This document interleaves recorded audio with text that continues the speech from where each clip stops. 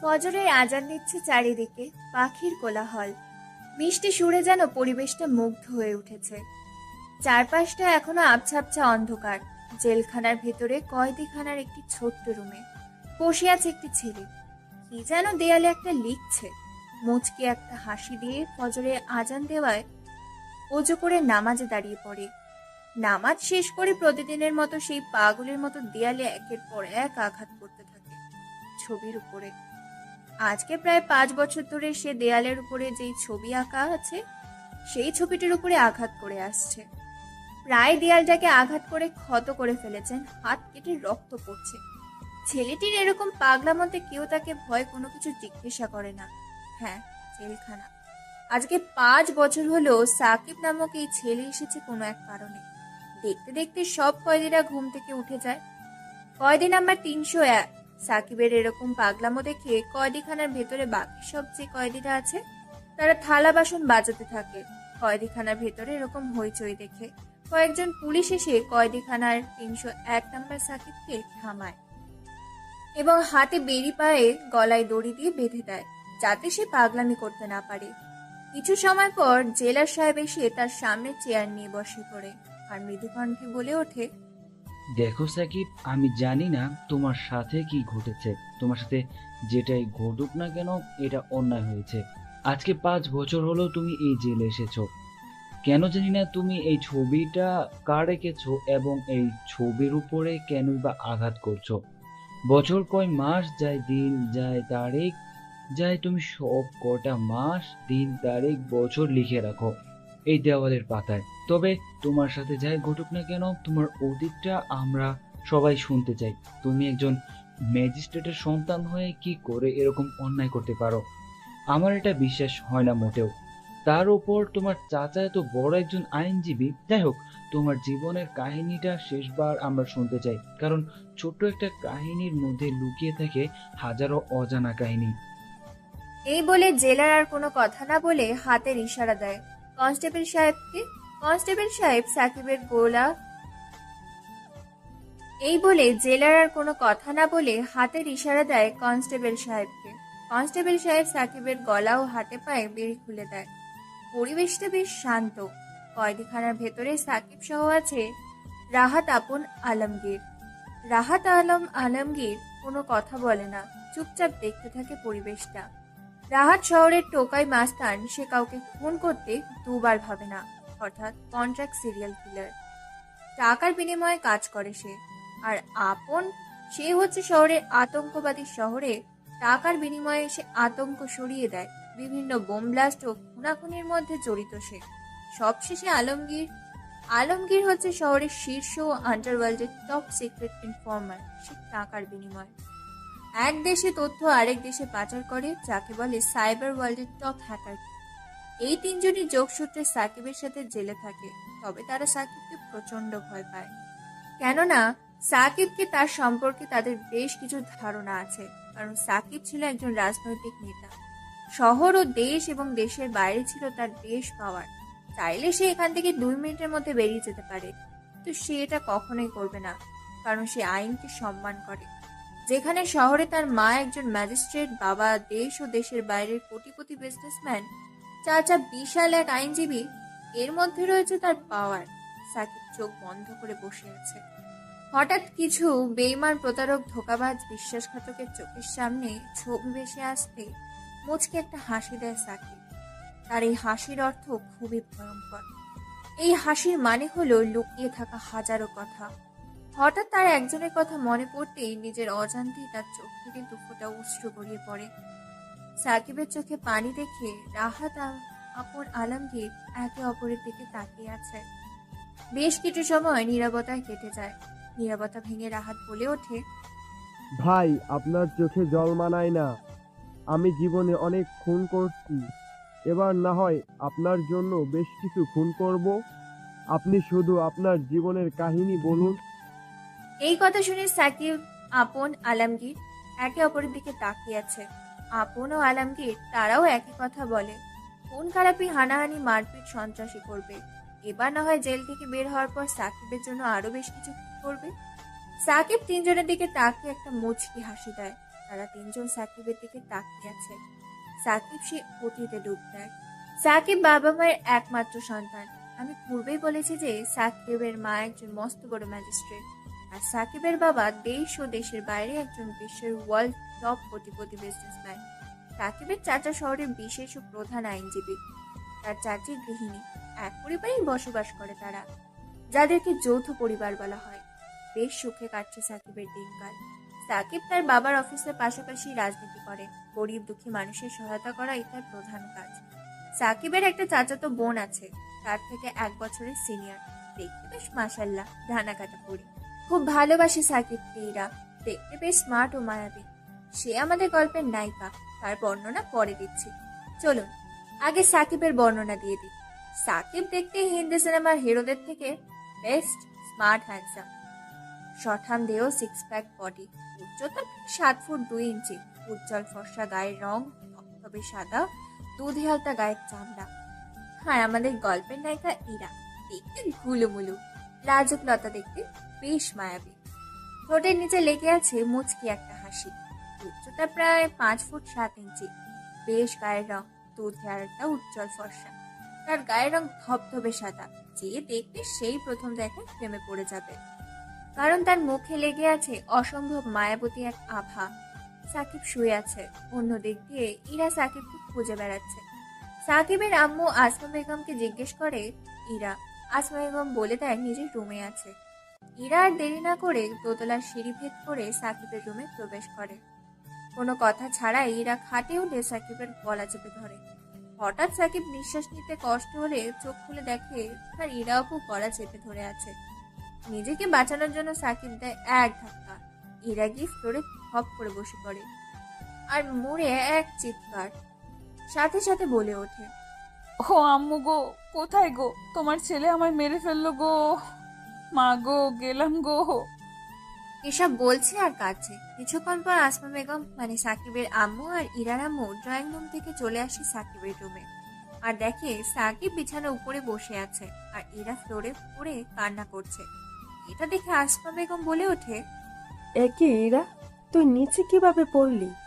আর তুই এখানে বা কি করছিস? এবার ইরা কাঁদতে কাঁদতে বা কাদার অভিনয় করে বলে ওঠে, আমি তোমাকে বললাম না ওকে ডাকতে এসেছিলাম, আর ওকে ডাকার সময় ও বলে যাবে না। আমি ওকে ওঠাতে গেলে ও আমাকে জোরে ধাক্কা দিয়ে ফেলে দেয়। এখানে আমি খুব ব্যথা পেয়েছি, কোমরটা বুঝি আমার ভেঙেই গেল। আসমা বেগম তার মেয়ের মুখে একথা শুনে রাগী দৃষ্টিতে তাকায় সাকিবের দিকে। সাকিব একটা শুকনো ঢোক গিলে, কারণ সে তার মাকে খুবই ভয় করে। সাকিবের দিকে আসমা বেগম এভাবে তাকিয়েছে দেখে জান্নাত বেগম চোখের ইশারায় সাকিবকে শান্ত হতে বলে। আর জান্নাত বেগম হচ্ছে ইরার আম্মু। আসমা বেগম নিজের ছেলের দিকে তাকিয়ে বলে ওঠে রাগী কণ্ঠে, তুই ওকে ধাক্কা দিয়ে ফেলে দিয়েছিস কেন? যেহেতু তুই ওকে ফেলে দিয়েছিস, তাহলে তুই ওকে ওষুধ লাগিয়ে দিবি। এই কথা শুনে সাকিবের হয়ে জান্নাত বেগম যখনই কথা বলতে যাবে, তখনই আসমা বেগম জান্নাত বেগমকে থামিয়ে দিয়ে সাকিবের হাতে একটা ওষুধের পলিথিন দিয়ে টানতে টানতে জান্নাত বেগমকে নিয়ে যায় আসমা বেগম ড্রয়িং রুমে। সাকিব নিরুপায়, আর কোনো উপায় না পেয়ে ফ্লোর থেকে কোলে করে তুলে বিছানায় এনে শুয়ে দেয় ইরাকে। তারপর ইরা মুচকি মুচকি হাসি দেয় আর চোখে তাকিয়ে নিজের জামাটা একটু হালকা উঠিয়ে বলে ওঠে, দিলি তো আমার কোমরটা ভেঙে। এখন আমাকে কে বিয়ে করবে? তুই আমাকে ফেলে দিয়েছিস, তুই আমার এখানে ওষুধ লাগিয়ে দে। পলিথিন থেকে হালকা ওষুধ নিয়ে নেয়।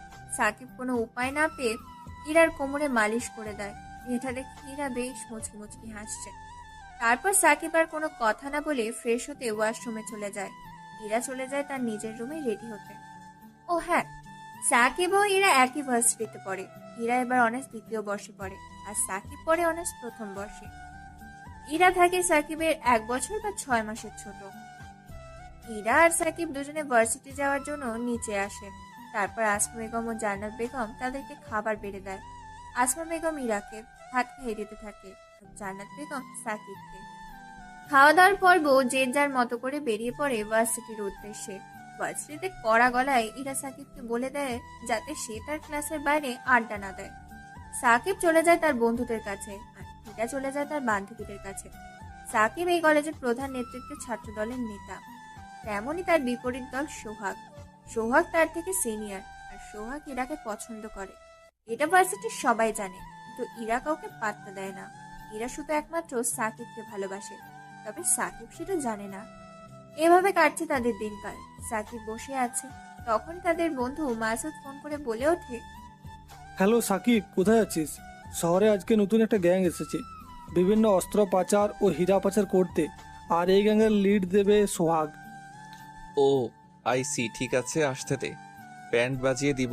তাদের আমাদের দলের প্রত্যেকটি বন্ধুকে রেডি থাকতে বলবি। আজকে রাতে অপারেশন সাকসেসফুল হবে, ফুল ধামাকা। ওকে ভাই, ঠিক আছে, সমস্যা নাই। এই বলে ফোন কেটে দেয় সাকিব। তারপর সাকিব সবার সাথে মিটিং করে, কি করে কি করবে এবং তাদের গ্যাংয়ের ছেলেদের রেডি থাকতে বলে আজকে রাতের জন্য। তারপর আড্ডা দিতে থাকে। আজকে ক্লাস করবে না বলে দিয়েছে। তাদের মাঝে আসে পায়েল। পায়েল সাকিবকে পছন্দ করে, অনেকবার প্রপোজ করেছে, কিন্তু সাকিব রাজি হয়নি।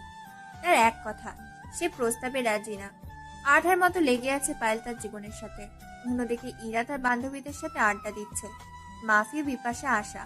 হঠাৎ করে সেখানে আগন্তুক হিসেবে এন্ট্রি নেয় সোহাগ। তারপর সোহাগ উল্টো পাল্টা ইঙ্গিত করতে থাকে ইরাকে। অনেক বাজে বাজে প্রস্তাব দেয়, খারাপ কথা বলে হাসাহাসি তামাশা করে তার সাথে। আর তাদেরই ক্লাসমেটের একটা ছেলে গিয়ে বলে দেয় সাকিবকে। সাকিব তার দলকে নিয়ে চলে আসে ক্লাসরুমে। তারপর কোনো কথা ছাড়াই সোহাগকে উড়াধুরা মারতে থাকে। সোহাগকে মারার ফলে সোহাগের বন্ধুরা সাকিবকে মারতে এলে সাকিবের বাকি সব বন্ধুরাও দলের ছেলেরা উদ্যম মধ্যম দিতে থাকে সোহাগ ও তার বন্ধুদের। আধমারা করে ফেলেছে প্রায়। এক পর্যায়ে ইরা গিয়ে সাকিবকে থামায়। সাকিব থামছে না দেখে সাকিবের গালে একটা থাপ্পড় মারে ইরা। বলে ওঠে, ছাড় বলছি ওকে। তুই কি ওকে মেরে ফেলবি নাকি? খুনি হয়েছিস নাকি সন্ত্রাসী হয়েছিস যে তুই মারপিট করছিস, তাও আবার আমার সামনে? কিন্তু ও তো তোমাকে। ব্যাস, অনেক হয়েছে, আর কোনো কথা নয়। সোহাগ বিশ্রী রকম একটা হাসি দেয় তাদের কর্মকাণ্ড দেখে। ইরা জানে সোহাগ নামের ছেলেটা ভালো নয়। সে যখন তখন সাকিবের ক্ষতি করে দিতে পারে, তাই সাকিবকে তার কাছ থেকে দূরে রাখার চেষ্টা করে। এ পর্যন্ত সোহাগ সাকিবের হাতে অনেক মার খেয়েছে। সোহাগ সাকিবের থেকে সিনিয়র, তবুও সাকিব আর কোনো কথা না বলে আরো কয়েকটা লাথি মেরে সোহাগকে চলে আসে সেখান থেকে। নিজের রাগটা কন্ট্রোল করার জন্য ক্যাম্পাসের ক্যান্টিনে বসে সিগারেট খেতে থাকে একের পর এক। নিজের রাগটাকে কন্ট্রোল করার চেষ্টা করে। তার বন্ধুরা তাকে মানা করছে যেন সিগারেট না খায়। সিগারেট খেলে কষ্ট হয় তার, তবুও খেতে থাকে নিজের রাগটাকে দমানোর জন্য। সাকিবের যখন রাগ হয় তখন নিজের রাগটাকে কন্ট্রোল করার জন্য নিজের রাগটা সিগারেটের উপর দিয়ে চালিয়ে দেয়। কিছু সময় পরে ইরা সাকিবের সামনে এসে হাজির হয়। তারপর বেশ কয়েকটা ছবি তুলে নেয় সাকিবের আর বলে ওঠে, তোকে কতবার বলেছি যে তুই সিগারেট খাবি না, তাও খাচ্ছিস। আজকে বাসায় চল, তোকে বোঝাবো। এই ছবিগুলো আজকে আম্মুর হাতে তুলে দিব, আর বলবো দেখো তোমার ছেলে কি করে, তারপর দেখবো কি করে সিগারেট খাস। সাকিব কোনো কথা না বলে একের পর এক সিগারেট খেয়েই চলেছে। এটা দেখে আবার ইরা মাসুমের কাছ থেকে সিগারেট ও লাইটারটা নিয়ে সিগারেট খেতে থাকে। কয়েকটা দিতেই কেসে ওঠে ইরা। এটা দেখে সাকিব হাঁ করে তাকিয়ে আছে ইরার দিকে, সাথে সাকিবের বন্ধুরাও। আর ইরার বান্ধবীরা তাকিয়ে আছে তাদের দুজনের দিকে। সাকিব এরকম দেখে এবার সিগারেটটা ফেলে দেয়, সাথে ইরার। তারপর সাকিব ইরার উদ্দেশ্যে বলে ওঠে, এখানে কি চাই তোমার? যাও না, যাও। এই সোহাগকে বাঁচাও, ওই সোহাগকে বাঁচাও। আমার এখানে কি চাই? তোমরা কেন এসেছো? সাকিবের কথা শুনে ইরা এবার হাসতে থাকে। হাসতে হাসতে বলে ওঠে, ও, এই বুঝি আমার জানটা রাগ করেছে আমার প্রতি। আচ্ছা, দাঁড়া তাহলে। তাহলে তো কিছু একটা করতে হয়। তারপর সাকিবকে আর কোনো কথা বলার সুযোগ না দিয়ে ইরা সাকিবকে সেখান থেকে নিয়ে আসে ভার্সিটির বাইরে রাস্তার পাশে একটি ফুচকার দোকানের কাছে। সেখানে গিয়ে ফুচকাওয়ালা মামার কাছ থেকে 2 প্লেট ফুচকা নেয়। দুটোতেই ঝাল দেওয়া আছে। ইরা একের পর এক খেয়েই চলেছে। সাথে থাকা সাকিব তার খাওয়া দেখে হাঁ করে আছে। সাকিব এভাবে হাঁ করে আছে দেখে ইরা এবার তার প্লেট থেকে একটা ফুচকা নিয়ে মুখে ঢুকিয়ে দেয় সাকিবের। সাকিব আনমনে সেটা খেতে থাকে। কিছু সময় পর সাকিব তার মুখে ঝাল অনুভব করে। হাতের প্লেটটা ফেলে দেয়, এদিক ওদিক ছোটাছুটি করতে থাকে। ঝালের জন্য ইরা সাকিবের এরকম অবস্থা দেখে ফুচকা মামার কাছ থেকে পানি চায়। তো ফুচকার দোকানে পানি না থাকায় ফুচকা মামাকে বেশ ঝাড়ি দেয়। বেশ খানিকক্ষণ কথা শুনে ফুচকাওয়ালার কাছ থেকে চিনি চাইলে চিনি নেয়, বলে আরো বেশ কথা শোনায়। ফুচকাওয়ালাকে আশেপাশের পানি খুঁজে কিন্তু পায় না, এদিকে চিৎকার করছে। সাকিবের এরকম অবস্থা দেখে আশেপাশের লোকগুলো হাসাহাসি করছে। সাথে মেয়েগুলো এটা দেখে আর কোনো কথা না ভেবে চার ঠোঁট এক করে দেয় ইরা। সাকিব এভাবে একেবারে হতবাক, কি যেন মিষ্টি পেয়েছে। সাকিব একেবারে স্তম্ভ হয়ে গেছে। এতক্ষণ ইরা কি করেছে কোনো খেয়ালই নেই। আশেপাশের মানুষ হাঁ করে তাকিয়ে আছে তাদের দুজনের দিকে, চোখের পলক যেন ফেলছে না। কিছু সময় এভাবে কেটে যায়। হঠাৎ সাকিবের মনে পড়তেই ধাক্কা দিয়ে সরিয়ে দেয় ইরাকে। তারপর ইরা লজ্জা পেয়ে সাকিবের বুকে মুখ লুকায়। সাকিব কোনো কিছুই বুঝে উঠতে পারছে না। তারপর সাকিব ইরাকে সরিয়ে দিয়ে বলে ওঠে, কি আপু, এটা কি করলে? আমার সব মান সম্মান উঠিয়ে নিলে। এখন আমাকে কে ভালোবাসবে বলো দেখি? আমিও তো কিছু জানি না, তোর ঝাল লেগেছিল, কোনো কিছু পাই নাই, তাই এই পদ্ধতিটা ইউজ করেছি। আমার কি দোষ বল? আমার তো মনে হয় আমার ঝাল তো হয়নি, কিন্তু তোমার ইচ্ছে হয়েছিল তাই তুমি এমন করেছো। আমি আজকে বাসায় যাই, তারপর ছোট আম্মুকে সব বলবো তুমি জোরপূর্বক ভাবে আমাকে রাস্তার মাঝে কি। কথা বলতে দেয় না আর সাকিবকে। তার আগেই তার পায়ে এক লাথি দিয়ে রাগ দেখিয়ে চলে আসে ইরা। সাকিবও হাসতে হাসতে ইরার পেছনে এসে গাড়িতে উঠে বসে পড়ে। ইরা কোনো কথা বলছে না, মাথাটা বাইরের দিকে করে আছে। এটা দেখে সাকিব বলে ওঠে, আপু, লিপ কিসটা কিন্তু অনেক সুন্দর ছিল। এরকম যদি পাই তাহলে রোজ ফুচকা খেতে আমার কোনো অসুবিধা নেই। এরকম আগে কথা শুনে আরও রেগে যায়। এবার গাড়ির সিট থেকে উঠে এসে সাকিবের কোলে বসে পড়ে আর শার্টের কলার ধরে ঝাঁকাতে থাকে আর বলে ওঠে, কি বললি শয়তান? দাঁড়া, তোর আজকে খবর আছে। শুধু একবার বাসায় চল, তোকে বোঝাবো বিয়ের পর কি হয়। ইরা সাকিবের কোলে সারা পথ চড়ে এসেছে বাড়ি পর্যন্ত। বাড়ির ভেতরে ঢুকে যে যার মতো ফ্রেশ হতে চলে যায়। সাকিব বিছানায় শুয়ে আছে। এমন সময় তার ফোনে ফোন আসে। ফোনের ওপার থেকে বলছে, ফোন রিসিভ করতেই, হ্যালো ভাই, আমাদের ছেলেপেলে রেডি আছে তো? তারা 12টার দিকে ময়দানে নামবে। আমরা কয়টায় বেরোবো? আমরা আজকে 11টার দিকে বেরোবো। আমাদের সকল ছেলেপেলেদের গোডাউনে রেডি থাকতে বলবি, অপারেশন যেন সাকসেসফুল হয়। ওকে ভাই, ঠিক আছে, সব কিছু রেডি করা আছে। তারপর ফোন কেটে দেয়। সাকিব একটা গুগল ম্যাপ বের করে দেখতে থাকে এলাকাটা ভালো করে। কোন দিক দিয়ে অ্যাকশন নিলে তারা সহজেই প্রতিহত করবে বিপরীত দলকে। আর মনে কাজ করতে থাকে সাকিব। পেছনে কারো উপস্থিতি টের পেয়ে পেছন করে দেখে ইরা দাঁড়িয়ে আছে। এটা দেখে সাকিব বলে ওঠে, আপু, তুমি এখানে এখনো ঘুমাওনি? এখানে কি করছো? যাও ঘুমাও। না রে, ঘুম আসে না, তোকে ছাড়া কেমন জানি লাগছে, তাই তোর কাছে এলাম। চল না, আমাকে ঘুম পাড়িয়ে দিবি। কি এত বড় মেয়ে হয়েছো আর আমাকে নিয়ে ঘুমাবে? এখন এখান থেকে যাও, না হলে ছোট আম্মুকে ডাক দিব এখনই। তুই আমার সাথে ঘুমাবি কিনা বল, না হলে কিন্তু আমি বড় আম্মুকে এখনই ডাকবো আর বলবো তুই আমাকে মেরেছিস। তারপর দেখিস তোর কি হাল হয়। আমি পারবো না, আমি একটা জরুরি কাজ করতেছি। ইরা আর কোনো কথা না বলে ধপ করে বসে পড়ে সাকিবের কোলে। তারপর সাকিবের দুই হাত তার পেটের মধ্যে রাখে আর বলে, এখন কাজ করো। সাকিবও পড়েছে আচ্ছা জ্বালায়। এদিকে তাকে বের হতে হবে রাতের অন্ধকারে রাজা হওয়ার জন্য, আর অন্যদিকে এই বাঁচার মেয়ের প্যারা। অনেক কষ্টে বুঝিয়ে শুনিয়ে ইরাকে ঘুম পাড়ার বদলে তাকে কোলে নিয়ে শুয়ে দিয়ে আসে সাকিব। যখনই চলে আসতে যাবে তখনই ইরা সাকিবের হাতটা টান দেয়। সাকিব উল্টো হয়ে পড়ে যায় ইরার উপরে। আবারও একত্রিত হয়ে যায় চার ঠোঁট। তারপর ইরা সাকিবের ঠোঁটে একটা কামড় দেয় আস্তে করে, দিয়ে কাঁথা নিয়ে ঘুমিয়ে পড়ে। সাকিব পাগলি বলে মুচকি একটা হাসি দিয়ে বেরিয়ে পড়ে তার নিউ গন্তব্যের উদ্দেশ্যে। সাকিব নিজের রুমে রেডি হচ্ছে। পরনে কালো প্যান্ট, কালো জ্যাকেট, মাথায় হেড, মুখে মাস্ক, এক হাতে বন্দুক, অন্য হাতে ব্রেসলেট, তারপর হ্যান্ড গ্লাভস, চোখে রঙিন সানগ্লাস। বেরিয়ে পড়ে চুপি চুপি। বাড়ির ভেতর থেকে R15 বাইকটি নিয়ে গোডাউনের উদ্দেশ্যে দেখতে দেখতে 12টা বেজে যায়। ঠাকুরগাঁ হাইওয়ে রাস্তা বড় মাঠ চারিদিকটা ঘিরে রেখেছে। বেশ কিছু ছেলে পেলে দেখতে দেখতে 12:30 বেজে গেছে। সবার কানে হেডফোন। প্রায় 1টা বাজতে চলেছে, এখনো আসছে না দেখে এবার মাসুদ সাকিবকে ফোন দেয়। বলে ওঠে, হ্যালো ভাই, আমরা তো রেডি আছি, কিন্তু এখনো তো কেউ এলো না। তারা কি খবর পেয়ে গেছে যে আমরা এখানে অ্যাকশন নিতে চলেছি তাদের বিরুদ্ধে? না মাসুদ, তারা অবশ্যই আসবে, কারণ সোহাগ কোনোদিন ছেড়ে দেওয়ার পাত্র না। তার টাকার নেশা খুব, তাই তাকে আসতে হবে। আর আমাদের হাতে একটা মাত্র প্রমাণ আছে, ওকে ধরতে পারলে এখানে জীবিত মেরে ফেলবো। ওর জন্য শহরের আজকে এই অবস্থা। ভাই, আমার মনে হয় না যে সে আসবে। হয়তো তার সাঙ্গপাঙ্গরা আসবে, ওরা ম্যাক্সিমাম বেশি আসবে। ওকে, দেখা যাক। দেখতে দেখতে আরো বেশ কিছু সময় পেরিয়ে যায়। হঠাৎ দুদিক থেকে পরপর বেশ কয়েকটা গাড়ি এসে রাস্তার মাঝে এসে দাঁড়ায়। গাড়ি থেকে নেমে আসে মাত্র দুজন ব্যক্তি।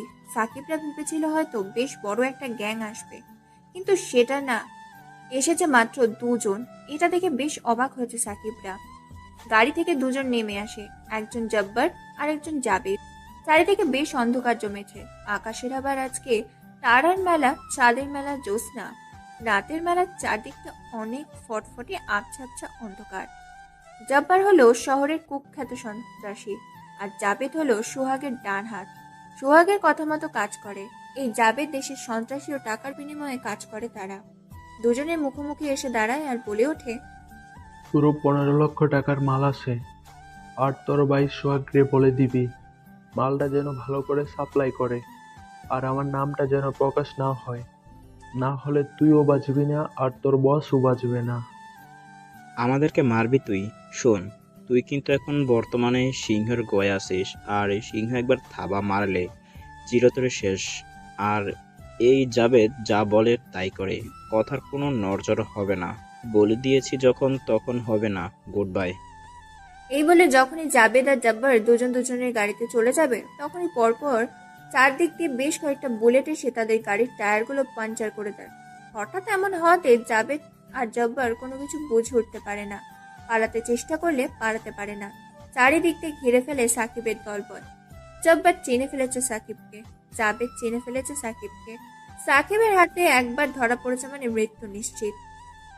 তাদেরকে আর কোনো কথা বলার সুযোগ না দিয়ে মাসুদ, মাসুম, রানা, সিফাত, শাহিন তার দলের ছেলেরা তাদের দুজনকে চ্যাংদোলা করে ঝুলিয়ে ঝাঁকাতে ঝাঁকাতে নিয়ে যায় তাদের গোডাউনে। সেখানে গিয়ে হাতগুলো রশ্মির সাহায্যে বেঁধে ফেলে। তারপর তাদের দাঁড় করিয়ে রাখে। তাদের সামনে কিছু ইলেকট্রিক্যাল সরঞ্জাম এবং কিছু লোহা, কিছু অস্ত্র রাখা হয়, যেসব দেখে আঁতকে ওঠে জব্বার ও জাবেদ। জব্বার ও জাবেদ ভয়ে কোনো কিছু বলতে পারছে না, শুধু মুখ দিয়ে লালা বের হচ্ছে। মাসুদ একটা লোহার রডে আগুন ধরায় আগুনে গলাবার পর লোহার টক টক হয়ে ওঠে, গরম ধোঁয়া বের হচ্ছে। সেই লোহার রড থেকে সাকিব জাবেদের পায়ে আস্তে করে ঢুকিয়ে দেয়। মুহূর্তের মধ্যে লোহার শিকটা পায়ের এফোর ওফর বেরিয়ে যায় জাবেদের। জাবেদ গগন কাঁপানো এক চিৎকার দেয়। তার চিৎকারে যেন থরথর করে কাঁপছে পুরো বিল্ডিংটা। জাবেদের যেরকম ভয়ঙ্কর অত্যাচার দেখে জব্বার প্যান্টের মূলমন্ত্র করে ফেলেছে। একই শাস্তি দেওয়া হয় জব্বারকে। জব্বার শুধু লাফাতে শুরু করেছে। তারপর তাদের হাতের মধ্যে রাখা হয়, পায়ের তালুতে রাখা হয়। পাগুলো মুহূর্তের মধ্যে গলে ঝলসে যায়। জাবেদ ও জব্বারের চিৎকার তাদের ভালো লাগছে না দেখে তাদের মুখে দুইটা রুমাল ঢুকিয়ে দেয়। তারপর একটা ছুরি বের করে তাদের কানগুলো কেটে নেয় যাতে তারা শুনতে না পায়। তারপর হাঁটু পর্যন্ত তাদের পাগুলো কেটে নেয় যাতে তারা লাফাতে না পারে। তারপর তাদের জিহ্বা কেটে নেয় যাতে তারা কথা বলতে না পারে। তারপর তাদের দুই ঠোঁট একসাথে সেলাই করে দেয় দুজনে। তাদের এরকম মর্মান্তিকের পিক তুলে অন্য সিম থেকে পাঠিয়ে দেয় সোহাগের ফোনে। সোহাগ এরকম দৃশ্য দেখে আঁতকে ওঠে। তারপর তাদের বুক কেটে নেয়। তারপর তাদের বুকের ভেতর হাত ঢুকিয়ে কলিজাটা বের করে নিয়ে আসে। তারপর তাদের পাকস্থলী কেটে ফেলে। পেটের ভেতর থেকে লিভার ও কিডনি দুটো বের করে নিয়ে কালো বাজারে বিক্রি করার উদ্দেশ্যে। আধমরা হয়ে আছে জিপটা, ধুকু ধুকু করতেছে তাদের। তাদের এরকম কষ্ট দেখে আর কষ্ট দেবে না বলে সাকিব এবার মাসুদের কাছ থেকে একটা চাইনিজ কুড়াল নেয়। তারপর কুড়াল দিয়ে বেশ কয়েক খণ্ড করে ফেলে তাদের শরীরটাকে। তারপর তাদের শরীরটাকে হাঙর দিয়ে খাওয়াতে বলে কিছু অংশ রাস্তায় কুকুর দেয় আর কিছু অংশ আকাশে উড়িয়ে দিতে, কারণ আকাশের পাখির ক্ষুধা আছে কাকেদের, শকুনদের। আজকাল খাবার না পেয়ে পাখিরা বিলুপ্ত হয়ে যাচ্ছে। পরিবেশ খারাপ হওয়ার কারণে আজকাল পশু পাখি বিলুপ্ত হয়ে যাচ্ছে। মানুষের এরকম গাছপালা কেটে ফেলা পরিবেশকে দূষণের কারণে হাজারো পাখি বিলুপ্ত হয়ে যাচ্ছে। আমরা যেসব পাখি দেখেছি সেই সব পাখি পরের প্রজন্ম দেখবে না। মানুষ নিজেই নিজেদের ধ্বংস করছে। তাই পশু পাখিদেরকে বাঁচিয়ে রাখতে হলেও তাদেরকে কিছু খাওয়াতে হবে। হ্যাঁ বন্ধুরা, আপনারা ঠিকই শুনেছেন। আমরা একটা গল্পের মাধ্যমে ফুটিয়ে তোলার চেষ্টা করি আমাদের আশেপাশে প্রাকৃতিক সম্পদ ও মানুষের আবেগ চেতনা প্রজন্ম। আমরা যদি একটু সতর্ক হই তাহলে আমাদের প্রাকৃতিক পরিবেশ, আমাদের পাখি, আমাদের দেশের সম্পদ কখনোই বিলুপ্ত হবে না। আজকাল দোয়েল পাখি, বাবুই পাখি, টুনটুনি পাখি এসব দেখা যায় না। যে পাখিগুলো আগে ঘরে ঘরে ছিল, এগুলো সব মানুষের কারণেই বিরক্ত হয়ে যাচ্ছে। তাই আমরা যদি সতর্ক থাকি আমাদের পরিবেশ সতর্ক থাকবে, জীবাণু মুক্ত থাকবে, আমরা সুস্থ থাকবো। বাকিটা আপনারা বুঝে নিয়ে চলুন গল্পে ফিরে আসা যাক। দেখতে দেখতে রাত 2টা বেজে গেছে। এদিকে ইরার ঘুম ভেঙে গেছে, তাই ইরা দেখতে চলে গিয়েছে সাকিব কি করে। তাই রুমে গিয়ে দেখে সাকিব নেই। এটা দেখে বেশ চিন্তায় পড়ে যায় ইরা। ইরা মনে করেছে সাকিব কোনো মেয়ের সাথে দেখা করতে গেছে, তাই পুরো বাড়ি কান্নায় ও ভাঙচুরে মাতিয়ে তুলেছে। এত ভাঙচুর ও কান্নার শব্দে আসমা বেগম ও জান্নাত বেগম, তাদের দুই স্বামী অর্থাৎ সাকিবের বাবা ও ইরার বাবা বেরিয়ে আসে মেয়েকে দেখতে। এত কান্না করতে দেখে আসমা বেগম বলে ওঠে, কি হয়েছে রে মা, এইভাবে কাঁদছিস কেন তুই? এখনো ঘুমাসনি কেন? ইরা কোনো কথা না বলে ফুঁপে ফুঁপে কান্না করে চলেছে। তাকে এভাবে কান্না করতে দেখে আসমা বেগম আবার বলে ওঠে। তবু এরা কোনো কথা বলে না। সাকিবের আম্মু আসমা বেগমকে জড়িয়ে ধরে কান্না করতে বলে ওঠে, আম্মু, তোমার হারামি ছেলে এত রাতে ঘরে নেই, জানি না কোন মেয়ের সাথে ফুষ্টি নষ্টি করতে গেছে। আমি ওকে ছাড়া কোনোভাবেই ঘুমাবো না। মেয়ের মুখে এরকম কথা শুনে জান্নাত বেগম ও ইরার বাবা, সাকিবের বাবা সবাই একে অপরের দিকে চাওয়াচাই করতে থাকে। সবাই বুঝে গেছে যে ইরা সাকিবকে পছন্দ করে এবং ভালোবাসে, তাই এরকম পাগলামি করছে। সাকিবের আম্মু আসমা বেগম বলে ওঠে, দেখ, আমার পাগলি মেয়ে আমার ছেলেটাকে ভালোবাসিস, এ কথা আগে বললেই হয়ে যেত। হ্যাঁ, আমি তোমার ছেলেকে খুব ভালোবাসি, অনেক বেশি ভালোবাসি। তাকে ছাড়া আমি থাকতে পারি না। তাকে আমার লাগবে, না হলে আমি নিজেকে শেষ করে দিব। আচ্ছা হয়েছে, আমি জানতাম যে তুই আমার ছেলেটাকে ভালোবাসিস, আর আমিও আমার মেয়েটাকে ভালোবাসি। তাই আমার মেয়েটাকে আমি আমার ঘরেই রেখে দিব। ঘরের মেয়ে ঘরে থাকবে, ঘরের ছেলে ঘরে থাকবে, এটাই ভালো।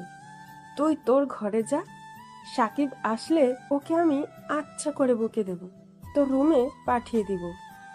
না, ও যতক্ষণ না আসবে ততক্ষণ আমি এখান থেকে এক পাও যাব না। ওকে আজকে আমি মেরেই ফেলবো। ও এত রাতে কোথায় গেছে? এটা কি হচ্ছে ইরা? যেটা তোমার বড় আম্মু করতে বললো সেটা করো, রুমে যাও। আর শাকিল আসলে ওকে কোনো কিছুই করবি না তুই। যদি শুনি তুই আমার ছেলেটাকে কোনো কিছু করেছিস তাহলে তোর হাল বেহাল করে দিব। বড় আম্মু, দেখছো আমাকে কিন্তু আম্মু বকা দিচ্ছে। ছোট, তুই চুপ থাকবি, নিজের রুমে যা। আর মা, তুই এখানে থাকিস, আর সাকিব আসলে আমাকে ডাকিস। আমি আমার রুমে গেলাম। না, সবাই এখানে থাকবে। ওকে আজকে সবার সামনে আমি আচ্ছা করে বকবো। দেখতে দেখতে রাত 3টে বেজে যায়। সবাই ড্রয়িং রুমে অপেক্ষা করছে সাকিবের জন্য। সাকিব সবকিছু করে সবাইকে বুঝিয়ে দিয়ে আবার বেরিয়ে পড়ে বাড়ির উদ্দেশ্যে। পোশাক আশাক বেশভূষ পাল্টিয়ে বাড়ির ভেতর কলিং বেল না চেপে ডুপ্লিকেট দেওয়ার চাবি ব্যবহার করে ঘরের ভেতর প্রবেশ করে। এদিক ওদিক তাকিয়ে পরিবেশটা শান্ত দেখে চুপি চুপি নিজের রুমে যেতে নিলে হঠাৎ করে ঘরের বাতি জ্বলে ওঠে। সাকিব চমকে ওঠে, দেখে পরিবারের সবাই বসে আছে। ইরা দৌড়ে এসে সাকিবের শার্টের কলার ধরে ঝাঁকাতে ঝাঁকাতে বলে ওঠে, তুই কোথায় গিয়েছিলি এত রাতে? কি করছিলিস? কার সাথে দেখা করতে গিয়েছিলিস বল? এসব বলছে আর অঝরে কাঁদছে ইরা। সাকিব কি বলবে কোনো কিছু ভেবে পায় না। পুরো পরিবারের ব্যক্তি তার সামনে দাঁড়িয়ে আছে। সাকিব তার আম্মুকেও খুব ভয় পায়। এবার আসমা বেগম বলে ওঠে, তুই কোথায় গিয়েছিলি, কেন গিয়েছিলি, কি জন্য গিয়েছিলি? আমি কোনো কিছু জিজ্ঞেস করব না। আমার মেয়েটা তোকে ছাড়া ভীষণ কষ্টে আছে, সে তোর সাথে ঘুমাতে চায়। তুই তাকে কল করে তার রুমে নিয়ে গিয়ে ওর সাথে ঘুমিয়ে পড়। যদি শুনি তুই ওর সাথে কোনো কিছু করেছিস, তাহলে তোকে গরম তেলে বাউচি দিয়ে মারবো। সাকিবের কথা শুনে ভয় আর কোনো কথা না বলে ইরাকে কোলে নিয়ে যায়, তার রুমে চলে যায়। তারপর ইরাকে শুইয়ে দিয়ে নিজেও বিছানায় উঠে পড়ে। সাকিবকে জড়িয়ে ধরে একের পর এক চুমু খেতে থাকে। সাকিবের বেশ ভালো লাগে, তবুও কিছু বলে না। এভাবে দুজন দুজনকে জড়িয়ে ধরে ঘুমিয়ে পড়ে পরের দিন সকালে। সাকিবের ঘুম ভেঙে যায়। সাকিব দেখে ইরাকে জড়িয়ে ধরেছে, তখন ইরাকে ছেড়ে দিয়ে ওয়াশরুম চলে যায়। কিছুক্ষণের মধ্যে ইরার ঘুমও ভেঙে যায়, দেখে সাকিব নেই। আবার চিৎকার চেঁচামেচি শুরু করেছে। তার এরকম চিৎকার চেঁচামেচি দেখে সাকিব তার সামনে এসে হাজির হয়। তারপর সাকিব তাকে ফ্রেশ হতে বলে দুজনে ফ্রেশ হতে চলে যায়। খাওয়া দাওয়া করে আবার গাড়ি নিয়ে বেরিয়ে পড়ে ভার্সিটির উদ্দেশ্যে। তারপর ভার্সিটিতে গাড়ি পার্কিং করে যে যার মতো ক্লাসে চলে যায়। ক্লাসে গিয়ে প্রতিদিনের মতো আড্ডা দিতে শুরু করেছে। ইরা তার বান্ধবীদের সাথে আর সাকিব তার বান্ধবীদের সাথে আড্ডা দেওয়ায় এক পর্যায়ে হাসির টপিক নিতে নিতে এক পর্যায়ে চলে আসে সেখানে পায়েল। পায়েল এসে সোজা সাকিবের পাশে বসে পড়ে। অন্যদিকে এইসব দেখেছে ইরা। এরপর পায়েল হঠাৎ করে সাকিবের সামনে গিয়ে হাঁটু পেরে লাল টকটকে রক্তমাখা গোলাপ হাতের মুঠোয় নিয়ে চক্ষু বন্ধ করে হাসি মাখা মায়াবী কণ্ঠে বলে ওঠে, I love you, Shakib. Do you love me and you will marry me? আমি তোমার প্রথম দেখেই ভালোবেসে ফেলেছি। যেদিন তোমায় দেখেছিলাম হিরোদের স্টাইলে মারপিট করতে, আমি তোমার প্রেমে মশগুল হয়ে উঠেছি। প্লিজ আমাকে ফিরিয়ে দিও না। আমি তোমায় অনেক ভালোবাসি। তোমার কোনো কষ্ট পেতে দিব না। এই কথা শুনে সাকিব সহ তার বন্ধু ও বান্ধবীরা দাঁড়িয়ে যায়। অন্যদিক থেকে ইরা এসব দেখছিল। এসব দেখে রেগে কটমট করছে, চোখগুলো লাল রক্তবরণ ধারণ করেছে, সেখান থেকে হনহন করে আসতে শুরু করেছে। সাকিব কোনো কিছু বলার আগেই বেশ কয়েকটা থাপ্পড় পরে পায়েলের গাড়ি। হঠাৎ এমন কিছু হওয়াতে চমকে যায় সবাই।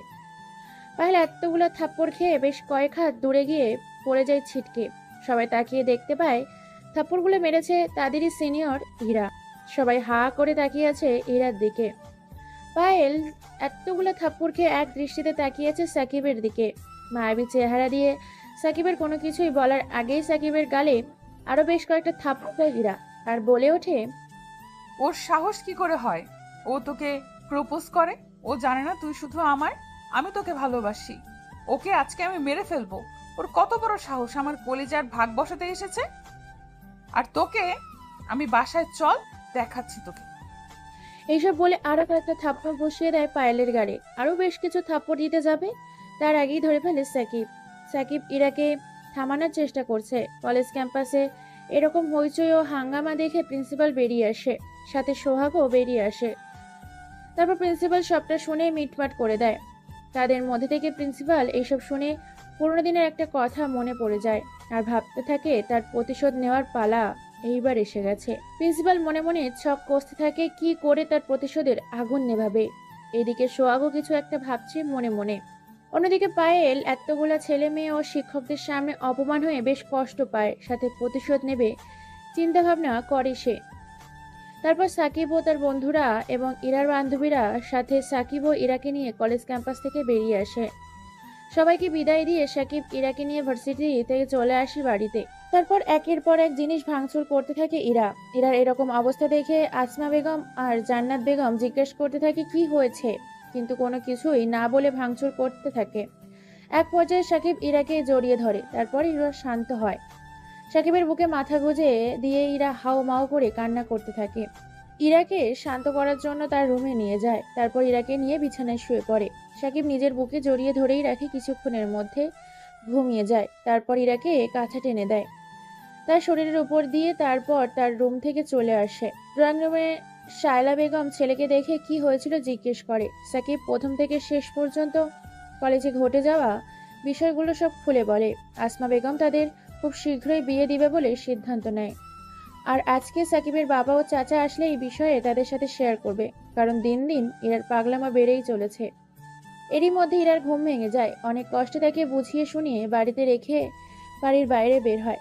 সাকিব আর বাড়ি ফেরেনি। দেখতে দেখতে বিকাল পেরিয়ে সন্ধ্যা পেরিয়ে রাত 10টা। আজকে আকাশটা ঘন কালো আধারে ছেয়ে গেছে। এই বুঝি অঝোর সুরে ঝরঝর করে বৃষ্টি নামবে। বলতে বলতেই বৃষ্টি শুরু হয়ে গেছে। যানবাহন, মানুষের সমাগম, পাখির কিচিরমিচির, ঝিঝি পোকার ডাক সব নিস্তব্ধ হয়ে গেছে। পরিবেশটা যেন বৃষ্টি পড়াতে শীতল অনুভব করছে।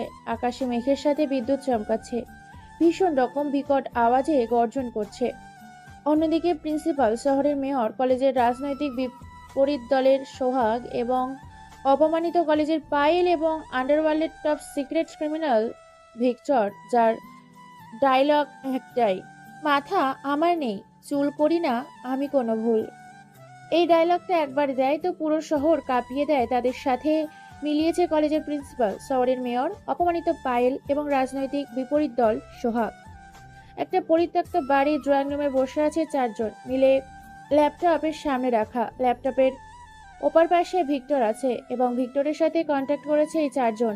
চলুন সাকিবের সাথে এদের শত্রুতা কি, কেনই বা প্রতিশোধ নিতে চাচ্ছে ক্লিয়ার করে আসি আপনাদের সাথে, না হলে বুঝবেন না। গল্পটা কোথা থেকে কি হচ্ছে। হ্যাঁ, কলেজের প্রিন্সিপাল প্রিন্সিপাল তার ছেলের মৃত্যুর প্রতিশোধ নেওয়ার জন্যই পরিকল্পনা করবে সাকিবকে জেলে পাঠানোর জন্য।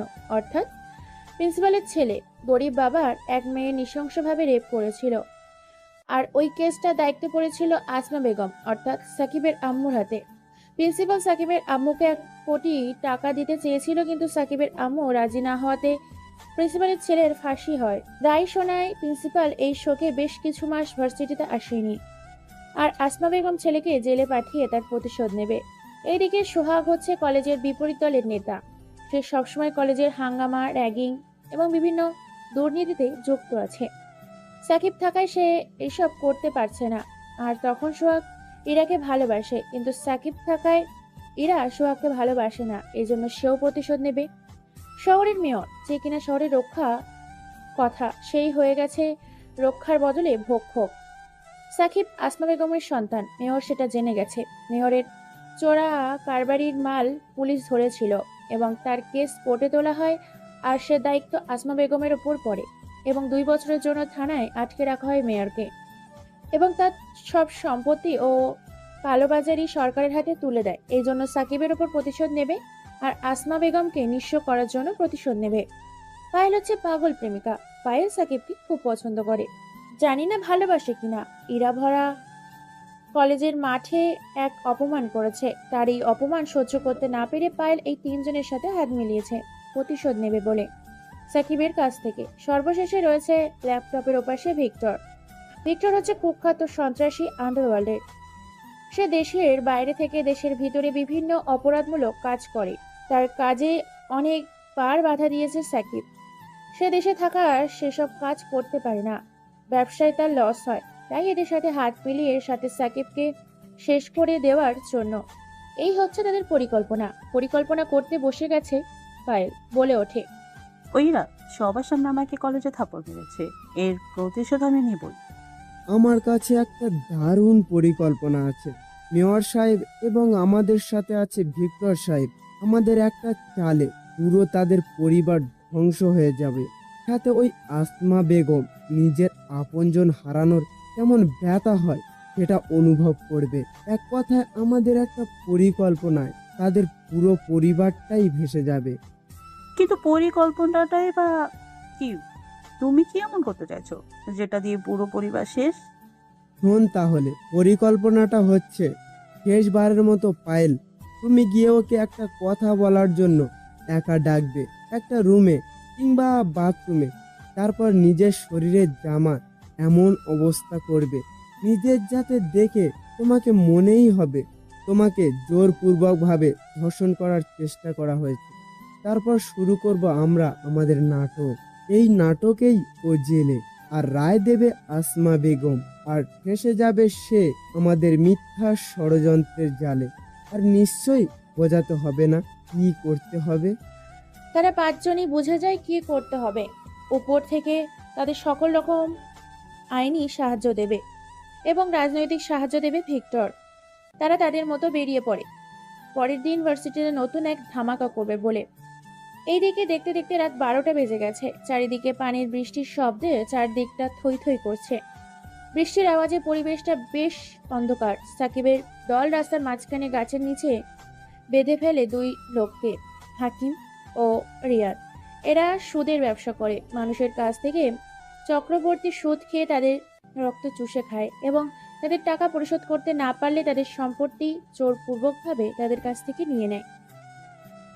তারপর তাদের হত্যা করে মেরে ফেলে, পুঁতে দেয়। পুলিশ খবর পেলে তাদের মোটা অঙ্কের টাকা দিয়ে চুপ করিয়ে দেয়। এই খবরটা পেয়েছে সাকিব ও তার দলবল। সাকিব, শিয়াম, মাসুম, তাদের 3 জন হাতে ছুরি, পিস্তল ও কুড়াল। কোনো কথা ছাড়াই যাতে চিৎকার করতে না পারে তাদের মুখের ভিতর ঢুকিয়ে দেয় রুমাল। তাদের শরীরটা কেটে ফালা ফালা করে ফেলে। ধীরে ধীরে হাতের শিরা, পায়ের শিরা কেটে দেয়। তাদের কিডনি ও লিভার বের করে নেয়, সেইগুলো বাজারে বিক্রি করবে বলে এবং গরিব দুঃখীকে সাহায্য করবে বলে। তারপর তার জিহ্বা কেটে ফেলে, মুখের ভেতর কয়েকটা সিগারেট জ্বালিয়ে ঢুকিয়ে দেয় মুখের ভেতর। তারপর মুখটা সেলাই করে দেয়, হাত পা গুলো কেটে ফেলে 3 জন মিলে। তারপর ছুরি দিয়ে একের পর এক আঘাত করতে থাকে। যখন মরমর অবস্থা, তখন তাদের চোখ উপড়ে ফেলে সেগুলো বিক্রি করার জন্য। তারপর ধারালো ছুরি, চাইনিজ কুড়াল ও রামদা দিয়ে তাদের শরীরটা কেটে টুকরো টুকরো করে ফেলে। তারপর তারা চলে যায় তাদের নিজ গন্তব্যে। সাকিব গিয়ে ঘুমিয়ে পড়ে ইরার পাশে, নইলে পাগলিটা প্রতিদিনের মতো চিৎকার করতে শুরু করবে। সে তার পাশেই ঘুমিয়ে পড়ে। পরের দিন সকালে সবাই খেতে বসেছে, তখন তাদের মধ্যে থেকে আসমা বেগম বলে ওঠে, আজকে ভার্সিটি থেকে তাড়াতাড়ি আসবি, কারণ আজকে তোদের পাকা কথা ফাইনাল করব। আমি চাই না তোরা বিয়ে না করে এক ঘরে এতদিন থাক। এই কথা শুনে সাকিবের গলার ভাত আটকে যায়। ইরা তাকে পানি দেয়। সবাই সাকিবের এইরকম কাণ্ডে হু হু করে হেসে ওঠে। তারপর সবাই হাসি মুখে বেরিয়ে যায় যে যার কাজে। সাকিবিরা চলে যায় ভার্সিটিতে।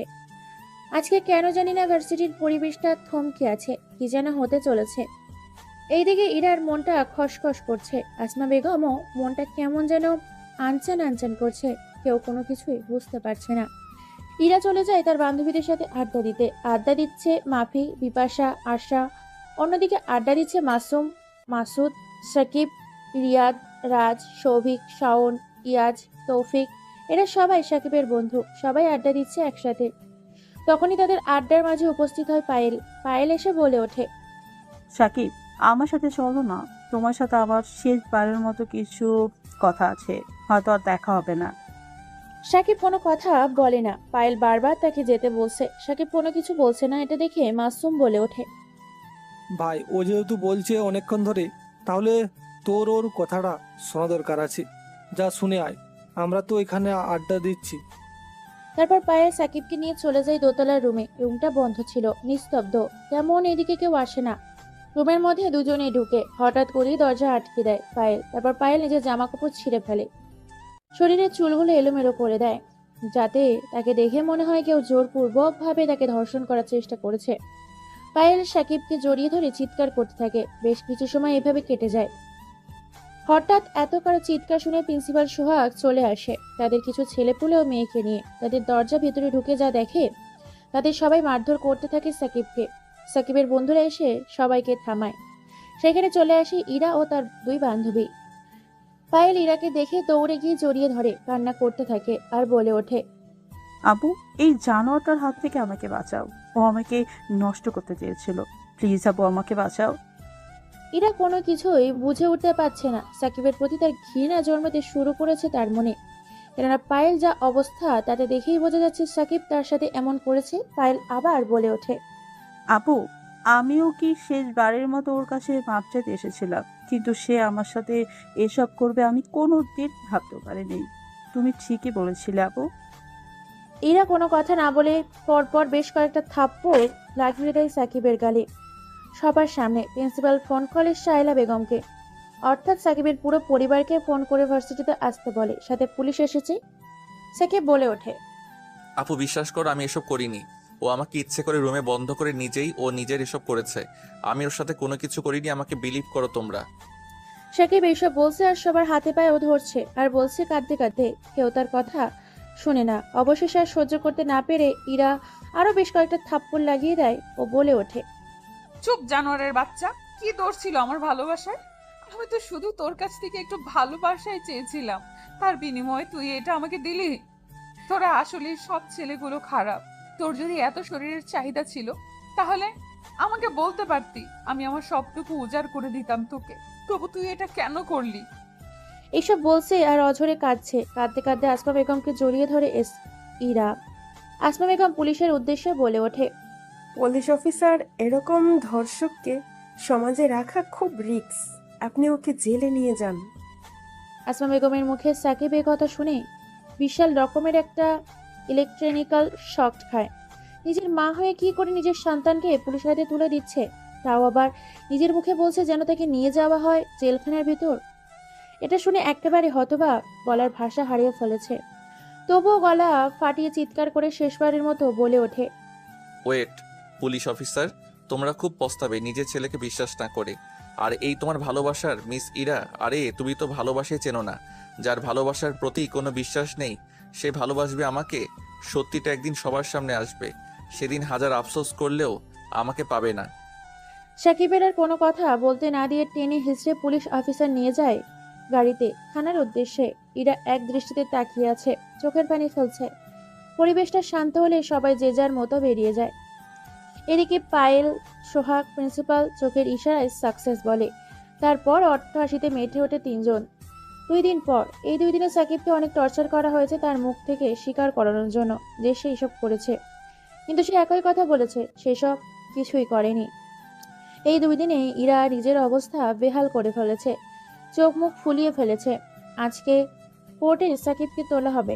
আসমা বেগম তার পুরো পরিবার কাছে আসমা বেগম ওই কেসের রায় ঘোষণা করবে। সবাই কোর্টে এসে উপস্থিত হয়েছে।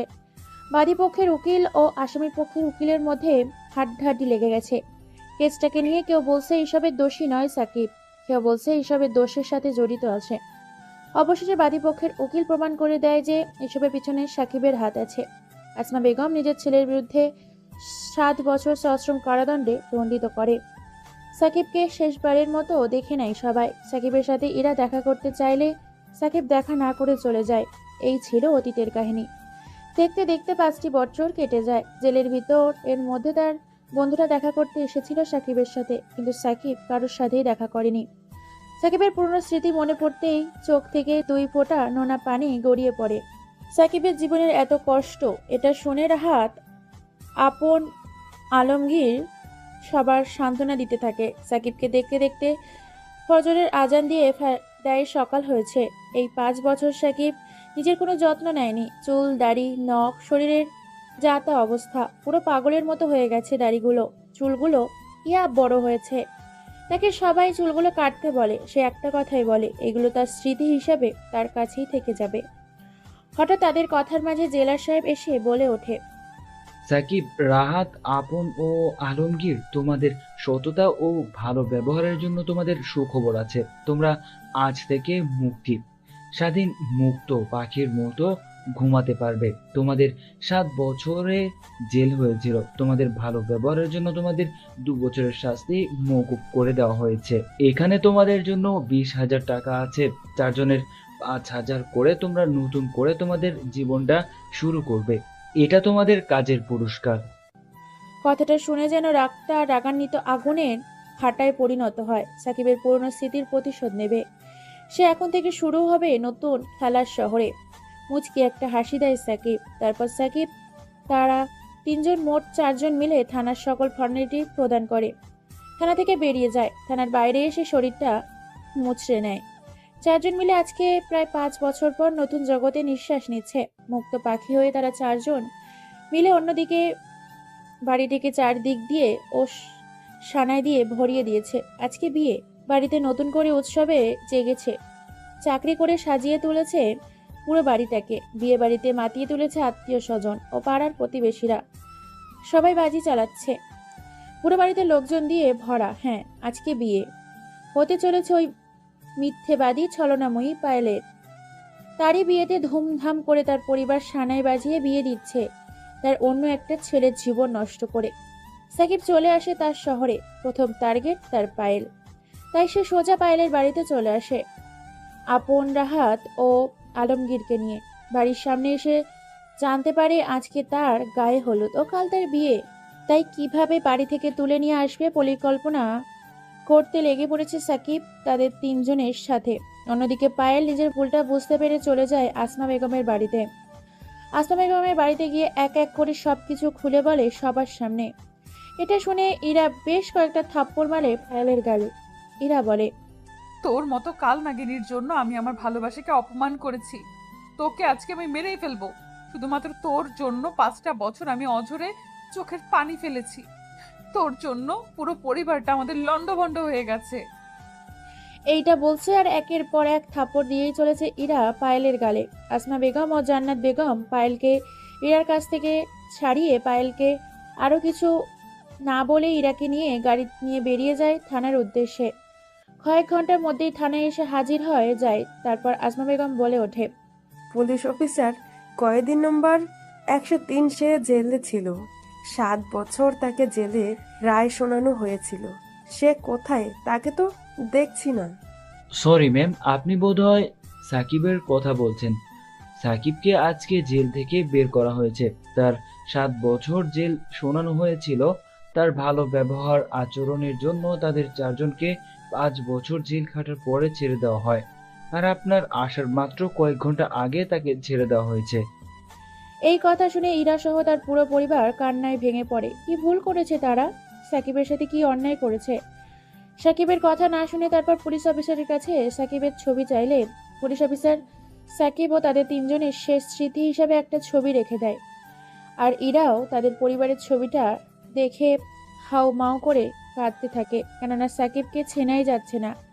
মুখে দাড়ি, মাথায় চুল, শরীরের কি অবস্থা! যে ছেলে কিনা শরীরের এক ফোঁটা যত্ন নিতে ভুলতো না, সেই ছেলের শরীরে অবস্থা দেখলে এমনিতেই চোখের পানি চলে আসবে। পুরো পাগল হয়ে গেছে, পাগল দেখাচ্ছে সাকিবকে। তারপর পুরো শহরে খুঁজতে থাকে সাকিবকে, কিন্তু পায় না। হারিয়ে যাওয়া ব্যক্তিকে খুঁজে পাওয়া খুবই সহজ, কিন্তু কেউ যদি হারিয়ে যায় তাকে খুঁজে পাওয়াটা খুব কঠিন। দেখতে দেখতে দিনটি কেটে যায়। ইরাকে নিজের ঘর বন্দি করে ফেলেছে। আজকে পায়েলের বিয়ে। পায়েলের মনটা ভীষণ খারাপ, সে নিজের কাজে বেশ অনুতপ্ত। বরপক্ষ প্রায় চলে আসার সময় হয়ে গেছে। হঠাৎ বিয়ে বাড়িতে প্রবেশ করে 4 জন মুখোশধারী ব্যক্তি। কালো পোশাকে আবৃত সেই 4 জন কালো পোশাকধারী লোক বিয়ের কনের সামনে চলে আসে। বিয়ের কোণে পায়েল সেই 4 জনের মধ্যে থেকে একজনকে দেখেই আঁতকে ওঠে, কেননা সে যে সাকিব। কেউ কোনো কিছু বলে ওঠার আগেই পর পর কালো পোশাকধারী লোকগুলো বেশ কয়েকটা গুলি চালায়। পুরো বিয়ে বাড়ি থমকে যায়। কে কোথা থেকে গুলি চালাচ্ছে তার উৎস খুঁজতে থাকে সবাই। কোনো কথা ছাড়াই কালো পোশাকধারী ব্যক্তিগুলো প্রকাশ্যে পায়েলকে তুলে নিয়ে আসে কালো গাড়িতে। ভয়ে কেউ বাধা দেওয়ার চেষ্টাও করে না। খবরটা পেয়ে যায় সাংবাদিক। চলে আসে সাংবাদিক, বলছে টিভি স্ক্রিনে। আজকের জমজমাট ও রমরমাট খবর শহরের বিখ্যাত বিজনেসম্যানের একমাত্র মেয়ে পায়েলের বিয়েতে। পায়েলকে 4 জন মুখোশধারী ব্যক্তি এসে উঠে নিয়ে গেছে। প্রকাশ্যে বাধা দেওয়ার চেষ্টা করলে তাদের বন্দুকের ভয় দেখায়। পুলিশ খুঁজতে থাকে পুরো শহরে সেই 4 জন অজ্ঞাত ব্যক্তিকে। এখনো পায়েলের কোনো হদিশ পাওয়া যায়নি। খবরটি সারা শহর, সারা দেশে ছড়িয়ে গেছে। হাঙ্গামা পড়ে গেছে। শহরে কি নতুন মুখোশধারী ব্যক্তি যে কিনা প্রকাশ্যে বিয়ে বাড়ি থেকে তুলে নিয়ে যায় বিয়ের কনেকে। চেয়ারের সাথে বাঁধা অবস্থায় আছে পায়েল। তার সামনে মদ ও সিগারেট নিয়ে বসে আছে এক আগন্তুক। পায়েল মিটমিট করে চোখ খুলে পুরো রুমটা ঝাপসা অন্ধকার। মাথার উপর 0 ভোল্টের সাধারণ অঙ্কের বাতি জ্বলছে। সরাসরি ঘেমে একাকার। সামনে কেউ একজন আছে দেখতে পাচ্ছে। পায়েল জর্জরিত গলায় বলে ওঠে, কেউ আছেন? প্লিজ আমাকে বাঁচান, আমার খুব জল তেষ্টা পেয়েছে। পায়েলের মুখে একথা শুনে সাকিব উঠে গিয়ে পায়েলের জন্য পানি নিয়ে আসে। তারপর পায়েলের সামনে রাখে, কিন্তু বাইরের হাত পা বাঁধা। পায়েলের ইশারায় বুঝিয়ে দেয় তাকে যেন পানিটা খাইয়ে দেওয়া হয়। হালকা হালকা বোঝা যাচ্ছে পানি দেখে ধোয়া বের হচ্ছে। সেই দিকে কোনো ভ্রুক্ষেপ না দিয়ে পায়েল মুখ মেলে। সাকিব আর দেরি না করে পানি ঢেলে দেয় পায়েলের মুখে। মুখে পড়ার সাথে সাথেই গলার ভিতর দিয়ে পেটের মধ্যে চলে যায় পানি। আর এক চিৎকার দিয়ে দেয় পায়েল। তার এই চিৎকারে যেন পুরো পৃথিবী কেঁপে ওঠে, জমিন শুদ্ধ কেঁপে ওঠে। কেননা পানিটা ছিল প্রায় অনেকটাই ফুটন্ত, টকবগে গরম পানি। আর সেই পানিটা সাকিব তাকে খাওয়ানোয় মুখ, গলা, পেট পুরি ছাই হয়ে যায়। কলিজাগুলো যেন এখনই জ্বলতে থাকে। কথা বলার ভারসাম্য হারিয়ে ফেলেছে। লাফালাফি শুরু করেছে। চেয়ারে বাঁধা অবস্থায় থাকা পায়েলের একদম আত্মনাদ দেখে গগন কাঁপানো চিৎকার দেয়। এটা দেখে সাকিব বলে ওঠে, এইটুকুতে এই অবস্থা? তাহলে ভেবে দেখো আমি 5 বছর কি করে জেলে এই ঠান্ডা এই গরমের মাঝে কত কষ্ট নিয়ে কাটিয়েছি। আপনজনদের কাছ থেকে দূরে থেকে তোর মিথ্যে একটা কথা বলাতে। আজকে শুধু আমি বলবো, তুই চুপ থাকবি। তোর সাথে এমন কিছু হতে চলেছে যে এটা পৃথিবীর শ্রেষ্ঠ শাস্তি হতে চলেছে। তারপর পায়েলকে আর কোনো কথা না বলতে দিয়ে চেয়ার থেকে তার বাঁধনগুলো খুলে দিয়ে নিয়ে বিছানায় উপর শুয়ে দেয়। তারপর তার উপর শুয়ে পড়ে আর বলে ওঠে, তুই তোর শরীরের দোহাই দিয়ে আমাকে সেদিন জেলে পাঠিয়েছিলিস। আজকে তোর শরীর দিয়ে আমি আমার 5 বছরের এই ক্ষুধার্ত তেষ্টা মিটাবো। এই বলে জোরপূর্বক পায়েলের বাধা দিলেও পায়েলের শরীর থেকে সব জামা কাপড় ছিঁড়ে ফিকে দেয় সাকিব। তারপর শরীরের ঠোঁট, মুখ, কানে, সারা শরীরে কামড়ো চুমু দিচ্ছে। ঠোঁটের উপর অশ্ব কামড় দিতে থাকে। কামড়ে ঠোঁটের অবস্থা খারাপ করে ফেলেছে। লজ্জাস্থান থেকে শুরু করে সারা শরীরে কামড়ের দাগ ও আঁচড়ের দাগ। জোরপূর্বকভাবে প্রায় 75 মিনিট ধরে শারীরিক অত্যাচার করে পায়েলের উপর। প্রায় আধমরা হয়ে গেছে পায়েল। লজ্জাস্থান পুরোপুরি ড্যামেজ হয়ে গেছে। তারপর এক রক্তমাখা রাগান্বিত ভাব নিয়ে এক বিশ্রী হাসি দেয় সাকিব। পায়েলের অবস্থা ভীষণ খারাপ। তারপর বাইরের দুই হাত সামনের খুঁটির সাথে বেঁধে দেয়, পেছনের খুঁটির সাথে বেঁধে দেয়।